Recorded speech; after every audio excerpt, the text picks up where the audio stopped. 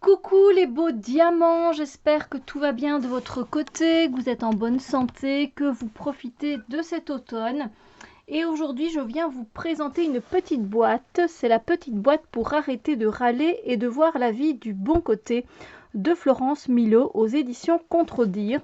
Voilà, belle petite boîte colorée. Alors, nous sommes nombreux à râler plus que de raison. En voiture, au travail, avec notre conjoint, nos enfants. Si cela semble nous faire du bien, sur l'instant, c'est tout l'inverse qui se produit. Nous nous épuisons et broyons du noir. Grâce aux 81 cartes de ce coffret, vous découvrirez chaque jour un message, un conseil ou une affirmation positive comme autant de clés pour transformer votre regard sur les désagréments du quotidien et apprendre enfin à voir la vie du bon côté. Voilà. Donc petite boîte comme on en voit pas mal depuis un certain temps. Moi j'aime bien ce genre de petit format comme ça, c'est super sympa. Voilà, ici comment utiliser les cartes? Eh bien, chaque matin, choisissez une carte et réfléchissez au message qu'elle contient. Vous pouvez la conserver avec vous dans votre portefeuille par exemple, afin de la consulter plusieurs fois au fil de la journée. On a toujours là, ici on a un petit mot voilà, qui nous dit en fait qu'il y a un soin qui est particulier, qui est apporté à l'impression de chacun de nos coffrets. Voilà. Mais après, ils nous disent que s'il y a un problème, qu'on n'hésite pas tout simplement à renvoyer. Donc voilà. Et voilà, donc on va regarder un petit peu. Oui, on a également la petite carte avec les informations. Donc ça, moi, généralement, je mets dehors. Voilà, ça, je n'en ai pas besoin. Et donc, je vais vous montrer ça. Voilà. Donc, c'est 81 cartes. Voilà. Bon alors, là encore, j'espère que je vais bien les mettre parce que comme elles sont petites, voilà, pour que vous voyez bien. Alors on a les tranches sont argentées mais mates. Voilà, légèrement irisées. Je ne sais pas ce que ça va donner à la caméra exactement. Je pense que vous pouvez voir. Voilà, et le dos des cartes, c'est celui-ci. Tout simplement, arrêtez de râler jour après jour. Je pense que ça peut être un chouette cadeau. Bon, clairement, ici, on est sur du développement personnel, mais je pense que ça peut être un chouette cadeau, justement, pour les personnes qui râlent souvent. Clairement, je pense que ça peut être un cadeau plutôt sympa. Voilà. Qui peut être en même temps amusant et en même temps qui permet finalement de mettre un pied dans le développement personnel. Parce qu'il y a des personnes comme ça qui vont pas se dire ben non, je râle pas tout le temps, qu'est-ce que tu racontes, voilà. Donc ici, j'expérimente un tour de table du positif de 10 minutes et on vous explique un petit peu de quoi il s'agit. Je clarifie mon intention avant de demander de l'aide. Aujourd'hui, je choisis de baisser mon niveau d'exigence sur un point précis. Et puis à chaque fois, on a un petit texte. Donc n'hésitez pas à faire pause si vous avez envie pour lire. Je m'entraîne à demander de l'aide avec plus de clarté. J'utilise la formule magique je choisis de au lieu de je dois. Je prends conscience que je suis responsable de mes propres émotions. Et là, on va lire celle-ci, on va en lire quelques-unes. Chaque fois que nous accusons les autres de ne pas faire ce qu'il faut, nous sommes en colère et impuissants. Regarder ce qu'il se passe à l'intérieur de moi permet de m'apaiser et de poser une action concrète pour répondre à mes besoins. Je m'exprime clairement quand j'ai besoin d'aide au lieu de ruminer à demi-mot.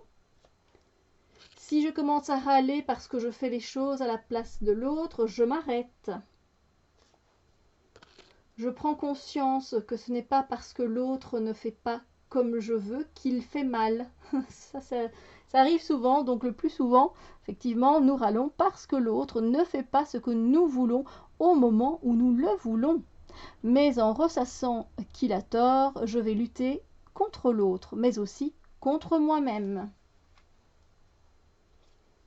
J'apprends à faire selon mon envie et non pas comme il faudrait le faire. Je prends conscience du ton de ma voix quand je râle contre quelqu'un. Je renonce à me considérer comme une victime. Je renonce à croire que les autres ont toujours tort. Je prends réellement conscience que l'autre a le droit de penser différemment. J'identifie les moments où j'amplifie la réalité. Je choisis de ne plus transformer un problème en drame pour ne pas me faire de mal. Je prends conscience que je râle souvent dans l'espoir d'être comprise.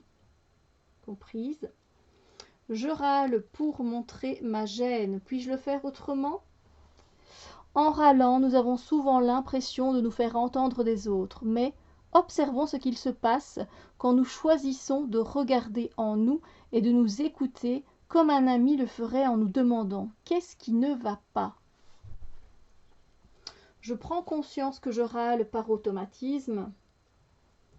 Je choisis de voir ce qui va bien et j'aide ainsi mon cerveau à créer une nouvelle habitude. Je choisis de ne plus être affecté par la passivité des autres.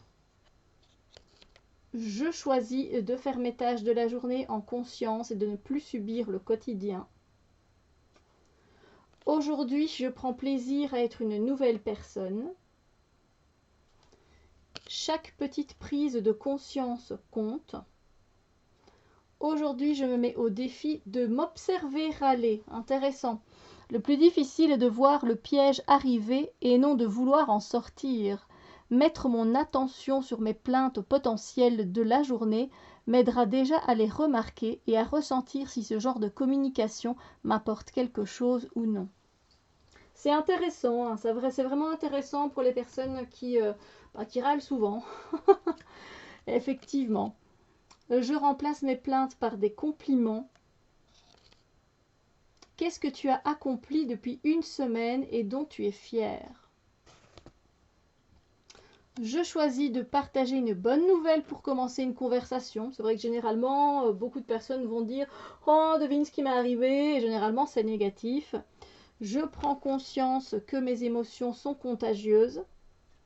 Je change la conversation dès que j'entends quelqu'un râler. J'exprime ma gratitude à haute voix. Je trouve une personne bienveillante qui m'éclaire quand je râle. Je ne peux pas demander aux autres d'arrêter de râler. Bon, ça, c'est assez embêtant. Nous devons commencer nous-mêmes et les autres suivront naturellement s'ils le souhaitent. Mais à trop vouloir faire changer les autres, ils se braquent. Je prends confiance que je râle plus que je ne le pense. Je prends conscience que quand je ne râle plus, je ressens de la force en moi. J'apprends à voir les moments extraordinaires dans l'ordinaire. Je prends conscience que râler pollue mes interactions. Plus ma communication est claire, plus je peux partager des moments de qualité. Je réalise que quand je change, cela peut faire changer les autres autour de moi. Quel serait le déclic qui me donne envie de mieux communiquer ? Pour faire ce travail sur nous, nous pouvons penser à un événement qui nous a marqués pour nous donner la force de changer et pour nous y référer dans les moments les plus difficiles. Je prends conscience que, sauf exception, rien de grave n'est arrivé aujourd'hui. Je réalise que quand je me plains, je cherche à résister à la réalité du moment. Je fais preuve de discernement, ce n'est pas parce que je vois le positif que je dois tout accepter. Effectivement, faire la démarche de ne plus râler ne signifie pas que nous devrions nous laisser faire et que tout doit aller bien dans le meilleur des mondes. Cela signifie seulement que, pour garder mon pouvoir, je dois m'exprimer et poser clairement mes limites sans déverser ma colère. J'ai la force de changer ce que je peux changer. Je cesse de chercher à savoir qui a tort ou qui a raison. Je fais la liste de tout ce qui va bien dans mon quotidien. Je suis capable de trouver 20 personnes qui m'ont soutenu dans ma vie. Qu'est-ce que je choisis de retenir de ma journée ? J'ai le choix. Parler dans une démarche constructive ou râler et être dans l'impasse. Je prends conscience du ton que j'emploie en fonction de la réponse de ma interlocutrice. Au lieu de pointer du doigt le coupable, je mets ma main sur mon cœur.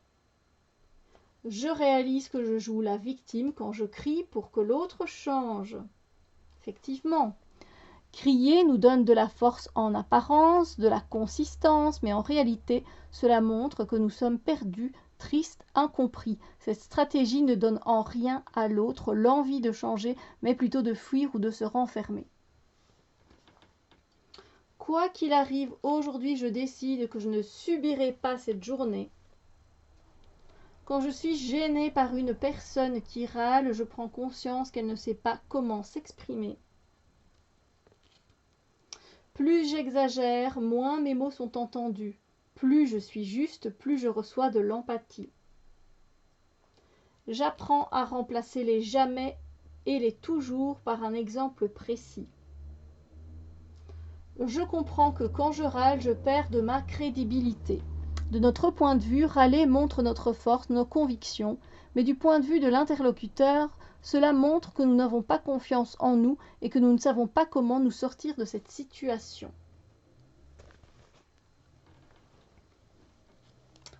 Aujourd'hui, je formule une demande avec un ton qui donne envie de coopérer. Je me donne du temps pour reformuler et expliquer une seconde fois mes demandes. Je ne me cherche plus d'excuses. Peu importe d'où je pars, je peux changer à tout moment. J'ai le droit de vivre des émotions douloureuses, mais sans être victime. Je réalise que je me plains car j'ai besoin d'écouter l'enfant intérieur en moi. Aujourd'hui, et quoi qu'il se passe, rien ni personne ne peut me mettre de mauvaise humeur. Ça, c'est quelque chose qu'on doit se dire tous les jours, hein. À tout moment, quand tout m'agace, je sais que je peux me recréer. En réalité, je sais que le changement ne prend qu'un instant. Je me prépare à tous les incidents de la vie qui pourraient arriver. Ah, ça, je n'aime pas trop cette phrase-là. Je vais être honnête avec vous. Je prends le temps de me demander quel domaine de ma vie ne me satisfait pas. Qu'est-ce que je ne fais pas et que je devrais faire? Je me rappelle ce qui me rend vivante et ce qui fait vibrer ma journée. Qu'est-ce que je dois faire dès maintenant et par de petites actions concrètes pour que ma vie soit plus vivante, moins triste, moins en prise avec le quotidien? Comment dois-je faire pour recevoir plus d'attention? De qui j'attendais d'être écoutée dans mon enfance? Je sens un tigre à l'intérieur de moi. Se donner une image mentale comme un animal puissant nous permet de nous projeter dans une énergie dynamique et joyeuse, un peu comme la pensée magique des enfants qui s'inventent un monde et qui le vivent sans se poser de questions. Ouh, pardon. Ouh là là là. Alors, je vois, j'entends, je sens et je sais que je suis décidée à mieux communiquer. Je me pose un instant. Qu'est-ce qui m'empêche d'être positif dès maintenant? Je trouve 3 choses que je suis prêt à accepter et qui d'ordinaire m'énervent. Je décide de faire une pause et de savoir ce qui est vraiment important pour moi. Je me parle honnêtement. Comment est-ce que je me sens à cet instant? J'identifie mon déclencheur. Qu'est-ce qui me... Ah oui, il y a une faute d'orthographe en fait. Qu'est-ce qui me fait râler au plus haut point? C'est qu'est-ce qui me fait râler au plus haut point. Donc vous pouvez retrouver une petite faute ici d'impression. On n'a pas bien vérifié. Ça peut arriver. Je sais au fond de moi que quand je râle, je me fais du mal à moi-même. Et la dernière carte, j'ai l'audace d'aller de l'avant et de sortir de la fausse croyance que je dois subir mon quotidien. Il faut avoir de l'audace et du courage pour changer et se remercier soi-même pour cet effort et cela donne encore plus de valeur à nos actes. Voilà. Donc c'était la petite boîte pour arrêter de râler et voir la vie du bon côté. Voilà, de Florence Milo. J'espère que cette présentation vous a fait plaisir, qu'elle vous a peut-être donné une idée de cadeau pour certaines personnes, mais qui en ont vraiment besoin. Moi, je dis ça un petit peu sur le ton de la rigolade, mais sincèrement, je pense vraiment que Il y a énormément de personnes sur Terre qui râlent beaucoup. Alors, voilà, quand on n'est pas dans le développement personnel, je pense que des petites phrases comme ça peuvent être intéressantes, voilà, et commencer à se faire poser des questions, voilà, pour les personnes qui ne sont pas dans ce domaine du développement personnel, de la spiritualité, etc. Donc, effectivement. Du coup, sur ce, eh bien écoutez, je vous souhaite une merveilleuse journée, soirée, matinée, etc. Je vous dis à très bientôt pour d'autres vidéos et je vous fais plein de bisous enchantés!